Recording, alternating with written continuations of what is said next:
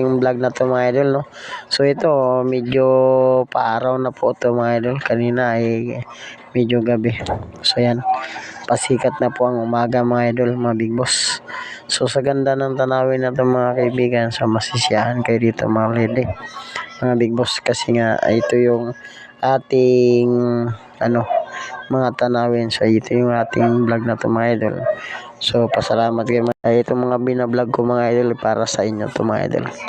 So sana magustuhan nyo. So sa ating bawat vlog mga idol ay ipapakita po natin yung kagandahan po sa ating kapaligiran. Ito po yung ating kapaligiran mga idol. Dahil sa ganda po ng paligid natin, ito po yung ating nagawang vlog para po ipapakita ko po sa inyo kung gaano po kaganda ang mga tanawin po. To wag po tayong magiging turista sa ating sariling bayan. So tingnan po natin ang ating bayan talaga ba, na kung saan at pwede natin ipagmamalaki kahit kanino man. So mga idol, so pakita ko po sa inyo to. So pagmasdan nyo pong mabuti kung gaano po kaganda yung ating kapaligiran dito sa bansa natin, no. So hindi lang po sa ating bansa, sa iba't ibang bansa po makikita po natin. So ito po, meron po ditong naliligo mga idol, oh. So yan, naliligo sila po mga idol dito. Pero sa ating bayan to mga idol, ha. Yan, ha.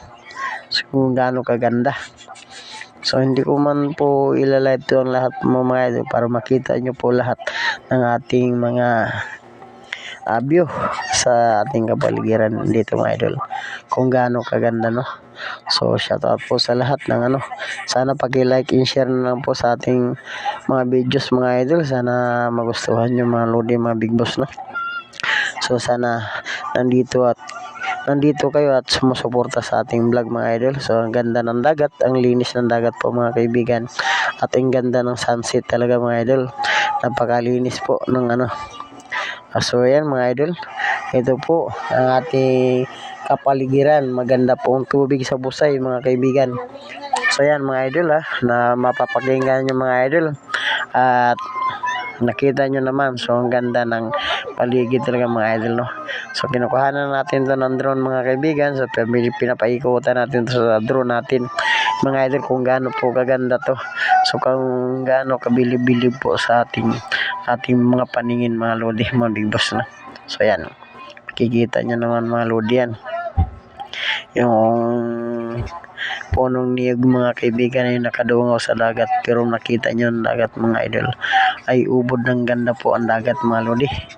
So ubod ng kagandahan po yung dagat mga idol, at ganda ng tanawin. So makita nyo po, puting-puti po yung dagat mga idol, nagkukulay green pala, no. So ayan, shout out po sa lahat mga lodi, mga big boss, no. Kay ganda ng ating kay gandang pagmasdan ng ating kapaligiran, so ating karagatan, no. Yan.